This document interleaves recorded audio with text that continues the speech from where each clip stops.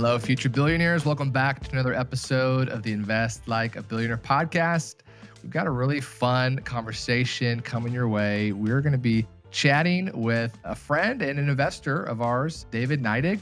This is going to be part of our Passive Investor Spotlight series. It's going to be all about David's journey as a business owner who built this business with his brothers for over 30 years, his second generation business, and then had a liquidity event, sold the business, but actually sold it through an ESOP, which is really cool. Get into that, and has had a really awesome journey learning about passive investments, alternative investments. And as we were chatting the other day, we're like, hey, David, we'd love to get you on the podcast to share your journey. And I think, David, you said this is your first podcast interview. Yes, so it is. It's my first. All right. Well, this will be really fun. And, this is so helpful just to hear a story of someone that has, done this, had success. And then what are the things that you've learned from it? So let's start a little bit before you sold the business. And so give us a little bit of context and really kind of take us back just a couple of years as you were thinking about wanting to create the exit and sell the business and all the thought process around that. Okay. Well, first, let me say thanks for having me on the show. And, I think you guys have built a great company. You guys have a lot to be proud of. So Thanks. Appreciate that. But so my dad and uncle had started a manufacturing company like 70 years ago. And ultimately it became three brothers, me and my two brothers. And I worked there for like 40 years until we sold the business. So starting in 2019, we began the M&A process. Of course, you can look at selling to private equity, strategic buyers. And as we were contemplating all the options, we still live in the area. And it was like, well, do you want to sell to a company who's going to slash and burn everything you've built, get rid of the people, whatever. So we're like, what's our options? So we looked at an ESOP, which is an employee stock ownership plan, and said, this is what we want. It really builds on the legacy that my dad and uncle had started a long time ago. And ultimately, if the company continues to be successful, there'll be a big boost to a lot of people's retirements. We'll just put it that way, that are currently in the ESOP, who are the beneficial owners. So for those that don't know what an ESOP is effectively you're selling the company, but you're selling it to a lot of the existing employees. Yes. And for you guys, that was important because you wanted to have the continuity. You were part of the community. You knew a lot of the people that are in the company and concerned, hey, if private equity comes in, they're all about the bottom line. They might slash jobs. And for you, it's important to have a holistic approach to this. Right. Yeah. So you actually sell the company to what's called a trustee. ESOPs are very tightly regulated by the Department of Labor because they consider them a retirement plan. Yeah. So you sell to a trustee. There's several companies that do it. And then they administer the plan. But the people who are part of the ESOP, as far as employees go, they're now called beneficial owners. And so as the new company pays down their debt, both senior debt and seller note, that builds equity in the company, and that's how the beneficial owner's value starts to rise. Got it. So even one step before this, what was the decision factors that led to even deciding to want to sell? What was kind of the idea there? Just, hey, been in the company a long time and ready to retire? And it's a hard business that we were in, high stress. My older brother was 67. He is now, and my younger brother's 54, and I'm right in the middle. So it was time. And we have a third generation of family members that were at the company and actually are currently running the new ESOP. They're all participating in it. So we talked and just said, we think this is what's best at this time. I love that. So talk a little bit about, as you kind of evaluated, what are the different ways to sell the business? Were there things that you were doing kind of preparation for the sale, things that you needed to do that you weren't even really thinking about when you're just operating the business and just trying to make a profit that were different when you're thinking about selling? And does that change for an ESOP or not?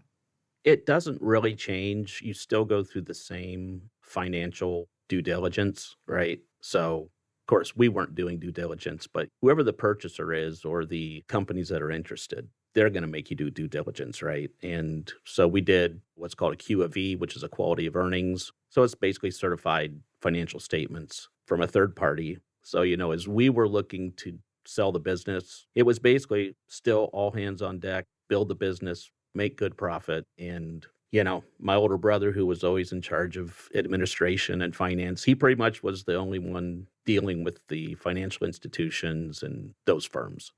Yeah, I think we talked about this the other day when you're in town, and it was interesting for me to hear that, ESOP, you think, hey, I'm selling to the employees. It's, somewhat a closely held transaction in a sense, Right. but there was a lot of third party involvement. And because of the regulation around ESOPs, which was surprising to me, but also created some, not challenges, but just additional hoops that you had to jump through that maybe you weren't aware of. Or Oh, yeah.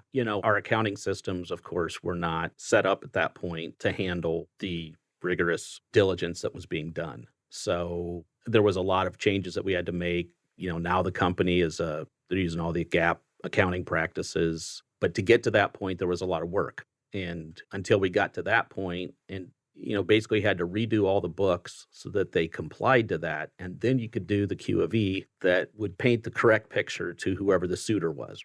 what was the length of time from beginning the conversation of with the trustee and the third party and to kind of actually completing the transaction? Yeah. We started in 2019. And then, of course, 2020, it all fell apart because of COVID. So we picked up back pursuing the M&A in probably 2022 in earnest. Oh, interesting. So you're going down the path, but then COVID was a big like, Yep. wow, how do we got to jump back into business, make sure we survive. Yeah, it disrupted everything and sales went down. And so we said, well, we got to do a reset here. So we just kind of put things on hold, picked it up in 2022, and then it took about 2 years ultimately. And then from a comparison to maybe a sale to private equity, I would assume that with an ESOP, you're not going to get a huge lump sum, right? Because potentially the new beneficial owners are not contributing a large sum to go buy in. It's kind of more of a carryback Right. note structure versus private equity. You probably get, a nice cash Yeah, sum 80%. up front and then maybe some kind of carryback note. Is that accurate, or what was the kind of transaction structure? Yep. So there was senior debt that was involved, and then there was a seller note. And the seller note was probably 75% of the transaction. Right. So if you could give us, maybe a range of kind of sale price of the business, you don't have to give exact numbers, but just kind of give us a range of where we're talking about here. Sure. So the top number in the transaction was a little above mid eight figures. And so then our seller note was right around the mid eight figure. And that was really split between you and your two brothers, right? Yes, exactly. So what was that moment like? You've worked in the business for 40 years, and I know you a little bit, and you're just, guys are hard workers. You're head to the grindstone. You didn't live high on the hog for a long time, but all of a sudden you have life-changing money. Right. We actually started to engage a little bit before you had sold the business, Hmm. and you're already kind of thinking ahead of like, okay, this is going to be a big change, of lifestyle, of a great problem, but now a problem. I have to figure out what to do with all this capital and now cash flow coming back from the seller note. What was that process like? You've been working hard for 40 years. What were the things going through your head, and what was kind of the preparation that you felt you had to do to get ready for that?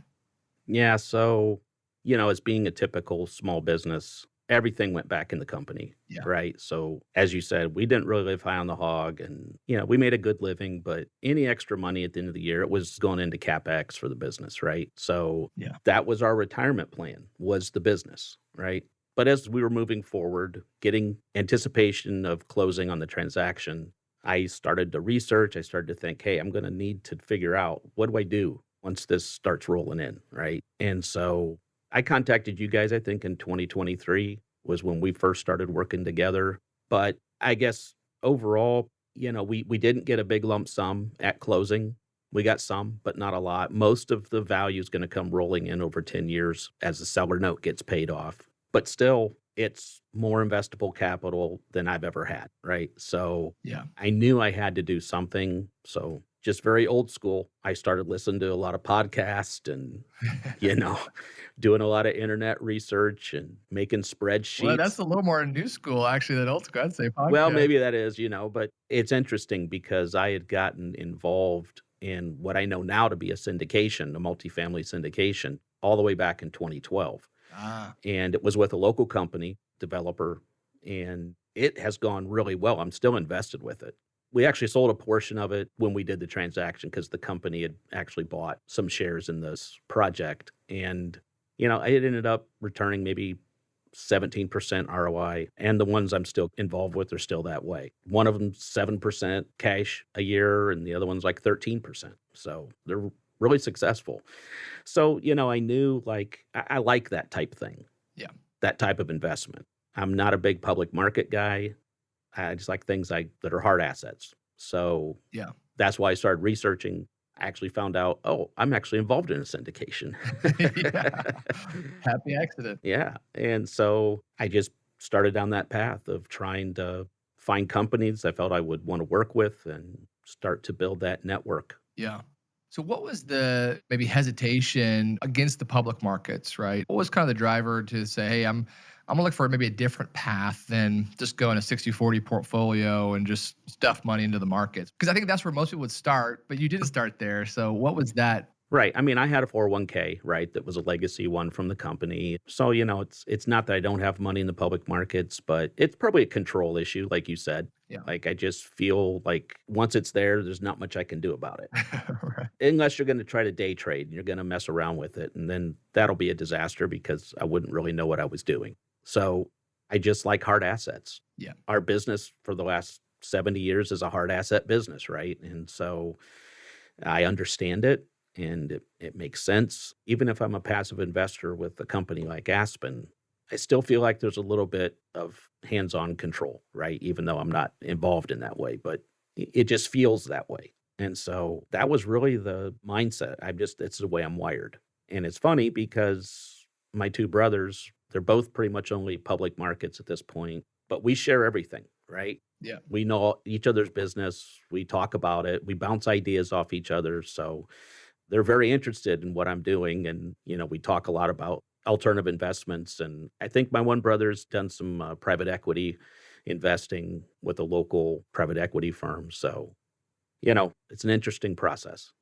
It's pretty cool. I remember you saying that you, I think, still do like a daily lunch. Yeah. Right. Yeah, we with your do. brothers and now the Gen 3. And Yep. talk about that, because that's actually really cool that you guys have done that and kind of built that, habit. Yeah. So, the company, we were not a big company, right? But, 150, 200 employees and a lot of things going on every day. And it's just something that my dad and uncle had started years ago where it was like, well, we at least need to make the effort to get together for lunch every day. Yeah. And then that's when we talk about everything, right? I mean, you talk about problems. And so we still do that. So at least my older brother and I still live in the area, and we get together basically every day with this third generation group that's running the ESOP and talk about whatever.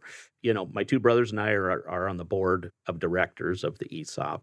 So of course we have a very vested interest in the success of the ESOP because that's where basically all of our capital is tied up, right, in the seller note. So Yeah. Still got 75% of that yeah, exactly. price you got to get back. Yeah, so we want them to be wildly successful. And then my older brother and I still do some contract work for the ESOP. So we're pretty much in tune with what's going on. And it's just, my uncle always said his greatest joy in life was being able to come to work and work with his brother every day. And it wasn't the success of the company. It wasn't anything else. That was his greatest joy, right? So we believe that as well and try to instill that in the next generation. I love that. Like, that's pretty cool. And I think a lot of people could benefit from something like that, right? If you're in a family business or just any business really, but absolutely having a tight pulse and everything that's going on. Right. Shifting back to the alternative investments. So you started doing the research, you got the engineering mindset, you want to understand things, you want to have some level of involvement, control in it. What was your approach to investing? Like, you want real assets, but what was your goal? Was it capital preservation? Was it, long-term growth? Was it income? Was it a combination of these things? What were the things that were, as you were learning and understanding, what do I really need? What do I want to support my goals? And how did you kind of come to making your first investments? Well, my initial goal was to deploy capital. Yeah. I guess I didn't feel in a rush, but I felt like I got to get started. Yeah. And probably my main guiding principle at the beginning and still mostly is investing in non-discretionary income type assets. So multifamily, let's say oil and gas, things like that. And non-discretionary meaning the actual demand from the underlying clients is this is a necessity business. Is that what you're saying? Yep. Okay. A lot of ways you can make money, right? And I know there's a lot of syndications for different things. I just feel like at the end of the day, somebody has to pay their rent to live somewhere, Yep. or they have to be able to drive their car to get to work. They need to pay their mortgage on their house. So that's kind of what drives what I have invested in so far. I love that. I am now getting to the next stage of strategy, trying to determine what do I need from an income standpoint, what makes sense from a tax standpoint, because, with the seller note money coming in, I have income, right? And the ESOP is leasing the plant that they're operating in from me and my brothers. And so I have a lot of income coming in from that. So I don't necessarily need income in what I'm investing in, Right. but I realize there's different strategies when you look at that, right? Like some people like getting a cash distribution every month because you're getting some return, right? You're not having to wait until the exit of the project to find out, did you make any money? So I realize there's a lot of different strategies, and probably the thing I'm trying to most get focused and educated on now is, I guess, what you call tax efficiency, and figuring out how do I grow the capital and reduce the tax burden. Right. So what was the process to write those first couple checks, right? Because one step of making the concerted effort to educate yourself, to learn, the world of passive investing and alternative investments and all the vernacular, all the different flavors, like you said. That's another thing to actually write a check. And because in some ways, yes, you have more control in alternative investments because you can be a little more selective of what you invest in, right? I think the control is really in your allocation, and you get to decide where you want to be based on what your driving thesis is. And you have a great thesis, non-discretionary income-backed investments. But as an LP, a limited partner, you are limited, you are passive. And so there is a handing over some of the keys of control Exactly. of the investments to somebody else. And so what was that like? And what did you kind of use as kind of a barometer or a framework for deciding where you ended up placing capital and who you placed it with? Mostly writing checks came with much fear and trepidation. But probably just, like I said, I'm kind of old school. So anybody I've invested with, I've actually met in person. And why was that important to you? Why? Because it's just how I've done business all my life. Yeah. And even as things changed technology-wise and with COVID and everything else, I was the kind of person like, no, I'm going to get in front of somebody, whether I'm buying something from them or selling something to them. I like being able to sit across the table from somebody and look in their eye, right? So the people I've invested with, I've got to know personally, and I feel that we have shared values, and that matters to me. And so that's kind of been my guiding principle. Yeah, I love that. And then the other kind of pieces here, you had kind of guiding principles, you had some thesis for the types of investments you were looking for initially. What was your approach to an allocation strategy, or did you have any initially? If I want to have X percent in this, Y percent in this, and kind of target these portfolio buckets? Right. I didn't really have a strategy percentage-wise. I started off doing the minimum investment in any of the alternatives I've done. I've bumped that a little bit at this point, doing a little more than minimums. As long as I was following my strategy of non-discretionary income type assets, I just spread it around. So I think I'll refine that as I go forward. Like, well, how many private equity companies do I want to deal with? Companies like Aspen, right? I mean, do I want to deal with one? Well, probably not. But do I want 50? Right. That's probably not practical. So I end up with, let's say, a handful, 5, 10. Well, then at some point I have to do more than the minimum investment with each of those companies, as a project comes up. So I haven't got that all ironed out in my own head, but it's something that I'll be figuring out as time goes on. Yeah. I like that approach, right? Because I think in a simplistic way, okay, I just want to have 25% in this type of real estate and 10% in commodity-based investments and another 15% and whatever. And I think it's good to have a goal, but a lot of times it's a little more challenging in private equity to hit those because, like you said, you're kind of picking the right jockeys. You want to pick like who are the firms you want to work with as Right. a first point of decision. But then they might not have projects every quarter Exactly. or even every year. And so now it's okay, I got to react to what is coming at me and then decide, is this a fit for me? And if so, where does it fit and how much does it fit in? And so I think it's a very balanced approach because I think it can be overly simplistic to just say, yeah, I'm going to do 25% in this, because you also then run into the risk of over concentration. Yeah. Well, and every market is not always good, Yeah. right? So multifamily isn't always the best market maybe to be in, Right. right? So if your strategy is, well, I'm just going multifamily, that's fine, especially if you're an expert in that, right? But I feel like you just got to use some discernment, and that's why it is so important to build relationships with good companies that you have confidence that they know how to pick the projects. Right. It's why I want to be a passive investor, right? I don't want to have to pick the projects. I've already had a business. I've already done all that, right? So I want to find good people to work with who are capable and have a good track record and grow with them. Yeah, makes a lot of sense. What was your approach with outside advisors, whether that be, investment advisors, CPAs, attorneys? And we've talked a little bit about how do you build kind of this family office resource around you. I mean, what does that look like right now? And what's kind of your mindset with using these kind of third parties? Right. So we, of course, always had a financial advisor with my 401k. And so currently have like two, let's call it public market financial advisors.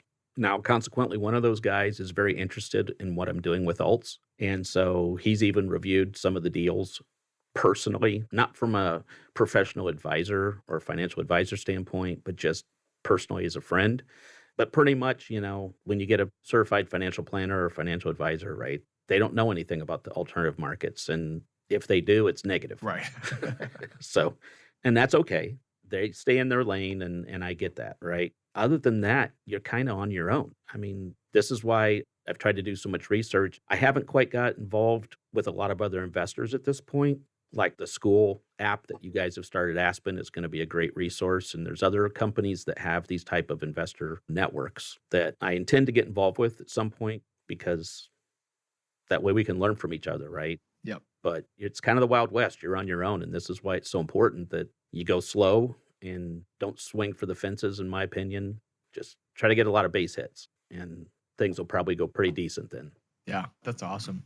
Rounding out the conversation here, what were some things as a business owner who went through a sale? What are some things that maybe you learned along the way, or even maybe hindsight reflection you've had that maybe you do differently or maybe not do differently, that you would maybe give advice to another pre-exit entrepreneur, business owner that is, maybe 5 years out from selling? Like, what were the things that maybe you wish you had someone to tell you before you kind of made that final decision? Yeah, that's a good question. What we learned is depending upon your size of business determines the kind of diligence that the suitors will demand, right? So the smaller your business is, the less diligence required. But as you start getting to different levels of whether it's EBITDA or just whatever your transaction is going to be, right? It begins to require additional diligence. Right. And so, like I said earlier, we didn't realize the scrutiny that was going to be required. And, I suppose that would be the biggest piece of advice. If you have, a $50 to $100 million business, if you're not using GAAP accounting, you got to get there probably. And if you get all that done ahead of time, it'll save you a lot of trouble then when you go through the M&A process. Yeah. What about from an investor, passive investor perspective? What are the things that you've only been doing a couple of years? You're still kind of early in the journey, but what are the biggest insights you've gained over the past few years of doing this? And maybe how's your approach shifted from when you first started, and what is important to you now versus then? I have learned that I have a lot to learn. I'm not a financial guy, so I am educating myself financially. I kind of look at this as my new career, right? And so Yep. I want to be a good steward with everything that I have now been given, but I don't want to do it just so I can live a better life. But, you want to be a blessing to other people at the end of the day, and something that has some lasting impact, and teach my kids and grandkids the same thing, right? Now I've got this opportunity to do this. So that's kind of where I'm at. I love that. Yeah. Well, David, this has been really fun conversation, and I always enjoy getting to chat with you. And Thanks. I guarantee our listeners got a lot of good nuggets out of this conversation. So appreciate you being willing to come on and share with us. Well, thanks for having me again.